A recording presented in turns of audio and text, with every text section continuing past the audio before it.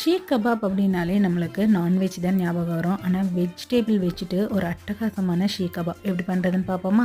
அதுக்கு ஒரு பவுலில் 2 உருளைக்கிழங்க நல்லா மேஷ் பண்ணி எடுத்துக்கோங்க. அது கூட கேரட், கேபேஜ் எல்லாமே வந்துட்டு 1/2 கப் எடுத்துக்கோங்க. இதில் ஒரே ஒரு ஸ்பூன் இஞ்சி பூண்டு பேஸ்ட்டு சேர்த்துக்கோங்க. இது கூடயே பிரெட் கிரம்ஸ் 1/2 கப்பு சேர்த்துட்டு இதில் மஞ்சள் தூள், மிளகாய் தூள், அதுக்கப்புறம் சீரகத்தூள், கரம் மசாலா இதெல்லாம் சேர்த்துட்டு 1/2 ஸ்பூன் சேர்த்துக்கோங்க. தேவையான அளவு உப்பு சேர்த்து இந்த மாதிரி ஒரு டோவாக பிசைஞ்சு எடுத்துக்கோங்க. இப்போ அதிலிருந்து கொஞ்சம் போர்ஷன் மட்டும் எடுத்துகிட்டு இந்த மாதிரி ஸ்கியூவர் இருக்குல்ல அதில் வந்துட்டு கபாப் மாதிரி பிடிச்சு எடுத்துக்கோங்க.